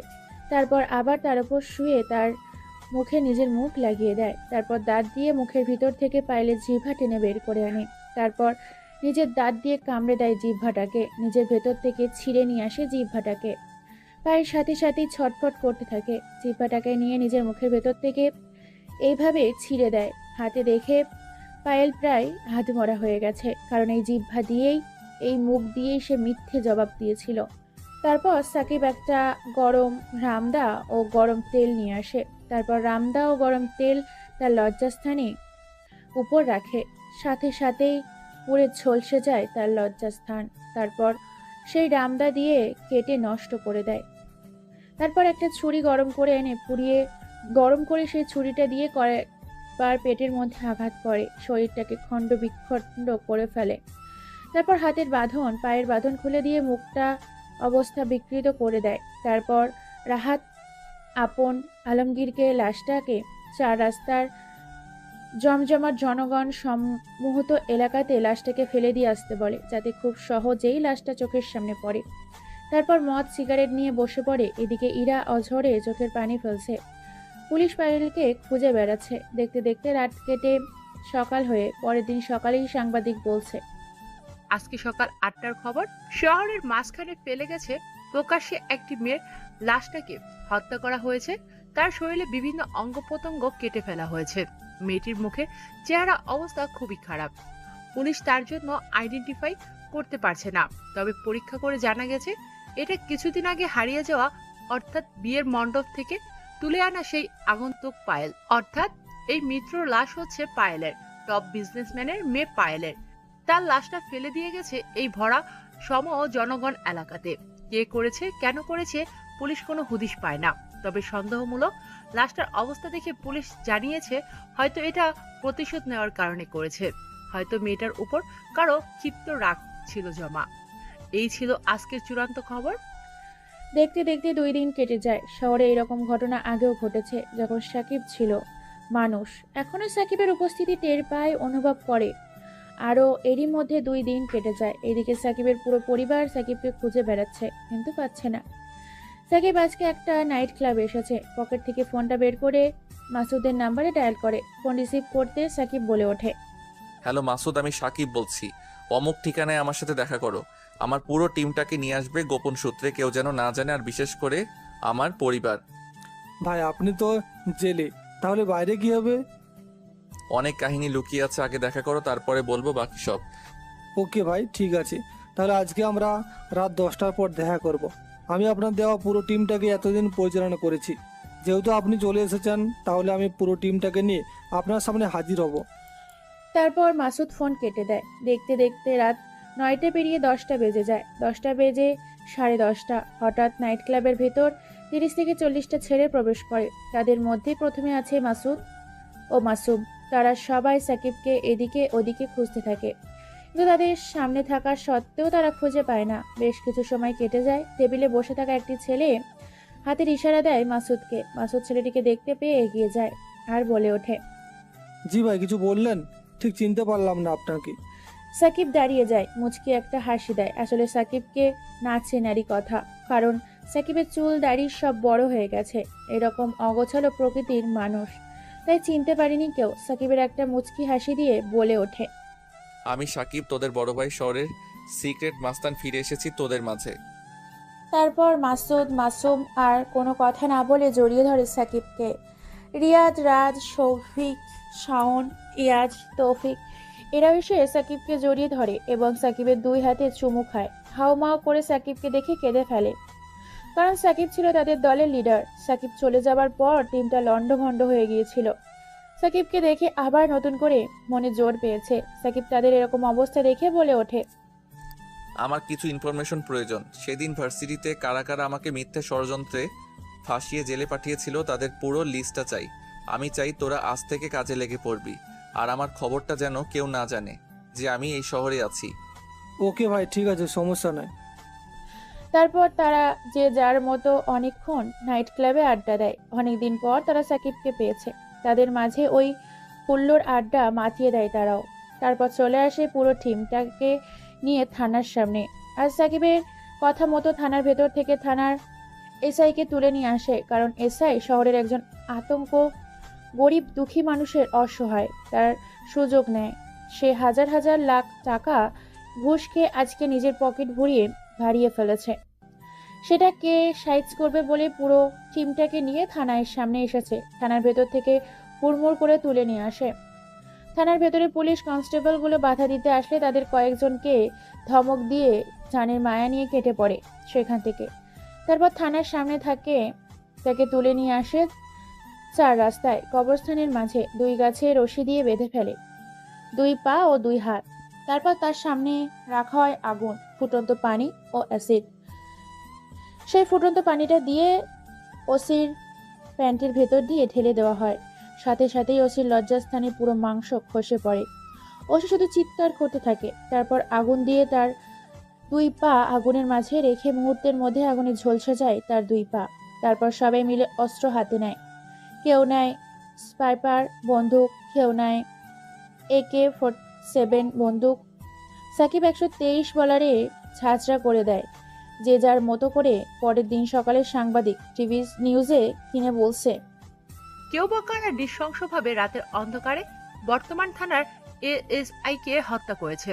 শরীরটাকে খণ্ড খণ্ড করে ফেলেছে। শরীরের কোনো অস্তিত্ব নেই। আঘাত আগুনের গোলায় এসিডে পুড়ে যাওয়া অংশ। চেনা বড় দায়। আজকের খবর এ পর্যন্তই ছিল। এদিকে সাকিব বসে নিজের পুরনো স্মৃতির কথা মনে করতে থাকে।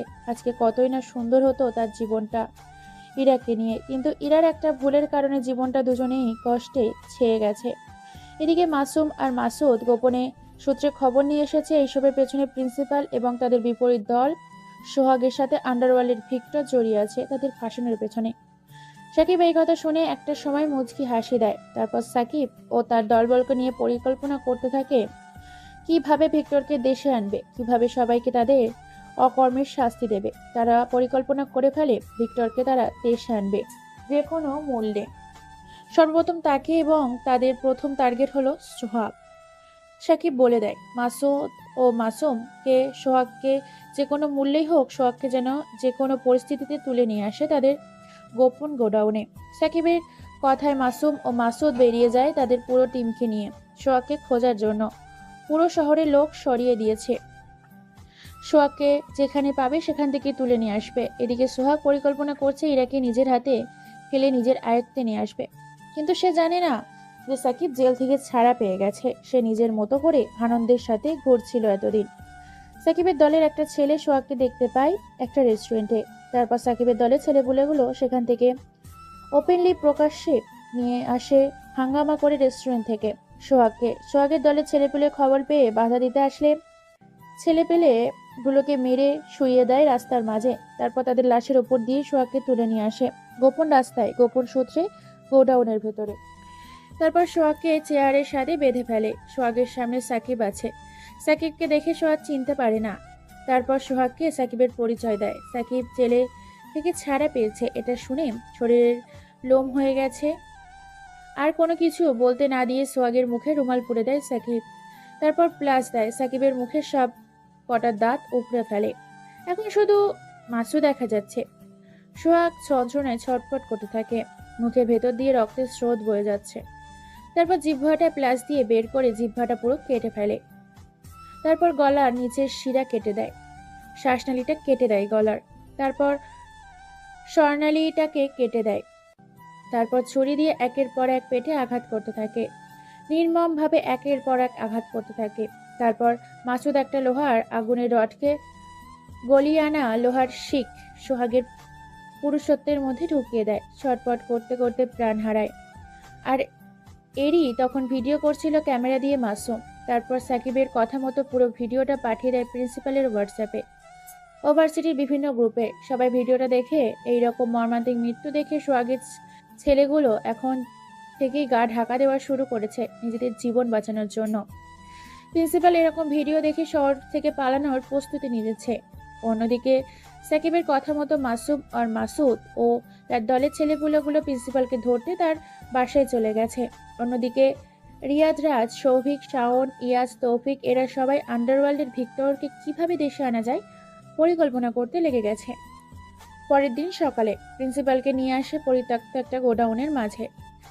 প্রিন্সিপালের সামনে রাখা হয়েছে মৃত মানুষের লাশ, দুর্গন্ধ বেরোচ্ছে। তারপর রাখা হয়েছে আগুনের লাভা, এক পাশে রাখা হয়েছে ফুটন্ত পানি, এক পাশে রাখা হয়েছে ফুটন্ত অ্যাসিড, আর এক পাশে রাখা হয়েছে একটা মোটা রশি ঝুলিয়ে রাখা, যেটাতে ফাঁসি দেওয়া হয় মানুষকে। এসব দেখে হাসতে থাকে সাকিব। তারপর সাকিব বলে ওঠে, তোর ছেলের ফাঁসি হয়েছিল ধর্ষণের ফলে, আর আজকে তোর ফাঁসি। নিজেকে আগুনে পোড়াবে, অথবা ফুটন্ত অ্যাসিডে, অথবা গরম পানিতে নিজের শরীরটাকে ঝলসে ফেলবি। তোর কাছে 5টা অপশন আছে, কোনটা বেছে নিবি সেটা তোর মাথা ব্যথা। আর আমি নিজের শাস্তি দিলে সেই শাস্তিটা হবে আজরাইলের থেকেও জাহান্নামকে হার মানানোর ভয়ঙ্কর বেদনাদায়ক শাস্তি। প্রিন্সিপাল কি করবে বুঝতে পারে না। প্রিন্সিপালের জীবনটা ধুকু ধুকু করতে শুরু করেছে। প্রিন্সিপালের সামনে রাখা হয়েছে অসংখ্য অপশন, তাদের মধ্যে একটা তাকে বেছে নিতে হবে। প্রিন্সিপাল ভাবতে থাকে আগুনের লাভায় ঝাঁপ দিলে তিলে তিলে মরতে হবে, ঝাঁপ দিলে শরীরটা নিমেষেই গলে পড়ে যাবে, আর ফুটন্ত পানিতে ঝাঁপ দিলে মরলে সারা শরীরে ফোসকা দিয়ে কষ্টদায়ক মৃত্যু হবে তার। এদিকে ভিক্টর দেশের উদ্দেশ্যে রওনা দিয়েছে। প্রিন্সিপালের কোনো কিছু উপায় না পেয়ে যে রশিটা ঝোলানো আছে সেই রশিটার সামনে গিয়ে নিজের গলাটা ঢুকিয়ে দেয় রশির সামনে, কারণ সে জানে এখান থেকে বেঁচে ফেরা তার বড় দায়। নিজেকে বাঁচাতে হলে একমাত্র এটাই উপায়, তাই ফাঁসিতে ঝুলিয়ে দেয় নিজের গলা। ছটপট করতে করতে প্রিন্সিপাল প্রাণ হারায়। এটা দেখে উচ্চস্বরে হেসে ওঠে সাকিব। অন্যদিকে ভিক্টর দেশে পৌঁছে গেছে। ভিক্টর চলে যায় তার একটা হোটেলে। খবর পেয়ে যায় সাকিব। রাতের অন্ধকারে নিস্তব্ধ, তারা মাঝে পুরো হোটেলটাকে ঘিরে ফেলে সাকিবের দলবল। রাত বাজে 11:15। হোটেলের ভিতর বেশ কিছু মেয়ে নিয়ে ফুর্তি করছে ভিক্টর। পাঠিয়ে দিয়েছে ভিক্টর সে পার্টির মাঝে প্রাণ হারাবে আজকে ভিক্টর মদ খেয়ে মাতাল হয়ে গেছে। কিছু মেয়েকে তার রুমে নিয়ে গেছে, ভোগ করবে। তারই সুযোগ নিয়েছে সাকিব। হঠাৎ করে রুমের ভিতর কেউ একজন প্রবেশ করাতে সবাই চমকে ওঠে। মেয়েগুলো লজ্জায় বাথরুমে, কেউ লুকিয়ে খাটের নিচে, আলমারির পেছনে উলঙ্গ অবস্থায় সেখানে চুপটি মেরে বসে আছে। বুঝতে পারে না কে তার সামনে। ভিক্টরকে কোনো কিছু বলতে না দিয়ে রামদা তার শরীর থেকে তার লজ্জাস্থানটা কেটে ফেলে। ভিক্টর ছটফট করতে থাকে, রুমের এদিক ওদিক দৌড়াদৌড়ি করতে থাকে, কিন্তু রুম থেকে পালাতে পারে না, কারণ পুরো রুমটা ঘিরে রেখেছে। ভিক্টর নিজের প্রাণ ভিক্ষা চায়, আকুতি মিনতি করতে থাকে সাকিবের কাছে, কিন্তু সাকিব আবার রামদা দিয়ে তার পা দুটো কেটে ফেলে যাতে সে দৌড়াতে না পারে। তারপর হাত, তারপর জিহ্বা, তারপর চোখ, তারপর নাক, তারপর কান, শেষ পর্যায়ে শরীর থেকে গলাটাই আলাদা করে ফেলে। টুকরো টুকরো করে ফেলে তার শরীরটা। দেখতে দেখতে দিনটা কেটে যায়। হোটেলে খবর পেয়ে গেছে, পুরো হোটেলটা পুলিশ সিল করে দিয়েছে যাতে কেউ ভেতরে এবং ভেতর থেকে বাইরে যেতে না পারে। সাংবাদিক পুরো দেশে খবর ছড়িয়ে দিয়েছে ভিক্টর নামে আতঙ্কবাদীটা এই হোটেলে নৃশংসভাবে তার লাশটা পাওয়া গেছে। পুলিশ আইডেন্টিফাই করার জন্য উঠে পড়ে লেগেছে। অবশেষে পুলিশ জানতে পারে এই লাশটা ভিক্টরের। দেখতে দেখতে দিনটা কেটে যায়, 1 সপ্তাহ কেটে যায়। এদিকে ঘর বন্ধ করে ফেলেছে ইরা নিজেকে। প্রায় পাগল পাড়া হয়ে গেছে সাকিব। এখনো তার চুলদাড়ি বড়, সেগুলো পরিষ্কার করেনি, এখনো পাগলের বেশেই আছে। আজকে সাকিব নিজের প্রতিশোধ নিতে পেরে খুবই খুশি। ইরাকে আজকে ঘর থেকে বের করেছে আসমা বেগম, জান্নাত বেগম ও পুরো পরিবার। আজকে ইরার মন ভালো করার জন্য বাইরে বের হয়েছে ঘুরতে। ভাগ্যের কি পরিহাস, হোটেলে ডিনার করতে ঢুকেছে। সেই হোটেলে আগে থেকেই সাকিব, মাসুদ এবং মাসুদ আর কিছু বন্ধু তার নতুন জীবনের উদ্দেশ্যে পার্টি দিচ্ছে, খাওয়া দাওয়া করছে। খাওয়া দাওয়া করে যখনই হোটেল থেকে বের হবে তখনই ইরার সাথে ধাক্কা খায় সাকিব। সাথে সাথেই পড়ে যায় দুজনে। সাকিবের দিকে তাকায় ইরা ও তার পরিবার, কিন্তু সাকিব এখনো দেখেনি। সাকিবকে দেখে ইরা জড়িয়ে ধরে। তার পুরো পরিবার চমকে যায় সাকিবের একই হাল হয়েছে দেখে। ইরা সাকিবের 2 পা জড়িয়ে ধরে, হাউমাউ করে কাঁদতে থাকে। অবশেষে সাকিব ভালো করে তাকায়, দেখে ইরা। সাকিবের কোনো কিছু বলে ওঠার আগেই ইরা বলে ওঠে, শাকিব, তুমি আমাকে মাফ করে দাও, আমার ভুল হয়েছে। আমি তোমাকে বিশ্বাস না করে অনেক বড় ভুল করেছি। তুমি আমাকে মারো, কাটো, যাই মন চায় তাই করো, তবুও আর আমাকে ছেড়ে যেও না। সাকিব কি করবে, কি বলবে ভেবে পায় না, কেননা 2 পা আঁকড়ে ধরেছে ইরা। সামনে এগিয়ে যেতে পারে না, পেছনে এগাতে পারে না। সাকিব কোনো কিছু বলছে না, দেখে ইরার হোটেলের মধ্যে টেবিলের ওপর রাখা একটা কাঁচের গ্লাস ভেঙে পক করে পেটের মধ্যে সেই কাগজের টুকরো ঢুকিয়ে দেয়। সাথে সাথে পুরো হোটেলটা নিস্তব্ধ হয়ে যায়। সাকিব সেখানেই থমকে যায়। সাকিব আর দেরি না করে ইরাকে কোলে নিয়ে গাড়িতে করে হসপিটালের উদ্দেশ্যে রওনা দেয়। ডাক্তাররা ওটিতে নিয়ে যায় ইরাকে। অপারেশন চলছে। সাকিবের কাছে সবাই ক্ষমা চায়। সাকিব সবাইকে আপন করে নেয়, নিজের বুকে টেনে নেয়। অনেকদিন পর প্রিয় মানুষদের পেয়েছে, তার কাছে, তার আপনজনদের কাছে সেও ক্ষমা চায়। দেখতে দেখতে পুরো 5 ঘন্টা কেটে যায়। ডাক্তার বাইরে আসে। সবাই ডাক্তার সাহেবকে জিজ্ঞেস করে। ডাক্তার সাহেব সবাইকে শান্ত হয়ে বলে, আউট অফ ডেঞ্জার। ইরা এখন সুস্থ আছে, ভালো আছে। এক এক করে সবাই ইরার সাথে দেখা করে। অবশেষে সাকিব যায় ইরার কেবিনে। তারপর একটা চেয়ার নিয়ে ইরার পাশে বসে পড়ে। ইরার হাতটা ধরে বলে ওঠে, তুমি ভাবলে কি করে তুই মরে গেলে এই পাগলটাই পৃথিবীতে বেঁচে থাকবে কি করে? আমিও যে তোমায় বড্ড ভালোবাসি ইরা পাগলি। ইরা আর কোনো কথা না বলে টুকুস করে সাকিবের ঠোঁটে একটা চুমু খায়। সাকিব এটা দেখে অবাক। খুনসুটির মধ্যে দিয়ে সন্ধ্যা পেরিয়ে রাত হয়। রাত 8টা বাজে। আর সাকিব তার পুরো পরিবারের বাসায় চলে যেতে বলে। এখন হাসপাতালের কেবিনে বসে আছে সাকিব আর শুয়ে আছে ইরা। ইরার ঘুম পেয়েছে। ইরা বলে ওঠে, অনেক দিন হলো তোমাকে জড়িয়ে ধরে ঘুমাইনি। আমার পাশে শুয়ে পড়ো, আজকে তোমাকে জড়িয়ে ধরে ঘুমাবো। আর তুমি আমাকে সারা রাত আদর করবে, না হলে কিন্তু আমি আবার ওইসব করব। সাকিব আর কোনো কথা না বলে মুচকি একটা হাসি দিয়ে এবার সে শুয়ে পড়েন। তারপর ঠোঁটের মুখে, সারা শরীরে, নাভিতে, পায়ে, পেটে চুমু খেতে থাকে।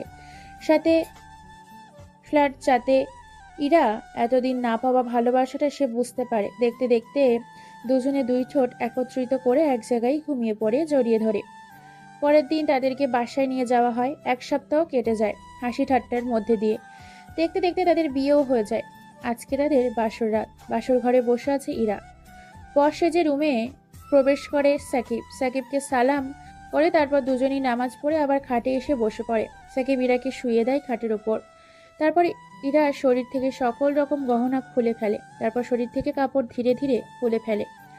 সারা শরীরে চুমু খেতে থাকে। সাকিব হাতে, পায়ে, পেটে, নাভিতে চুমু, ঘাড়ে, নাকে, কানে, সারা শরীরে চুম্মা খেতে থাকে। সাথে স্লাইডও করতে থাকে। ওপর থেকে ধীরে ধীরে নিচে নামতে থাকে। আস্তে আস্তে হারিয়ে যেতে থাকে তারা ভালোবাসার চাদরে। দুজন দুজনকে আগলে নিয়ে ভালোবাসার চাদরে হারিয়ে যেতে থাকে। গভীর সমতুল্যের সাগরে ধীরে ধীরে ডুব দিয়েছে। সাগরের গহীনের সাকিব নতুন ভালোবাসার চাদরে পূর্ণতা পেলাম। ও 2টি দেহ ও 2টি ভালোবাসা মন। জানি না গল্পটি কেমন উপহার দিয়েছি তোমাদের, জানি না কেমন লিখেছি, জানি না। আসলে অতিরিক্ত বৃষ্টি হওয়ার কারণে এবং হাতে সময় না থাকার কারণে গল্পটা খুবই শীঘ্রই শেষ করে দিলাম।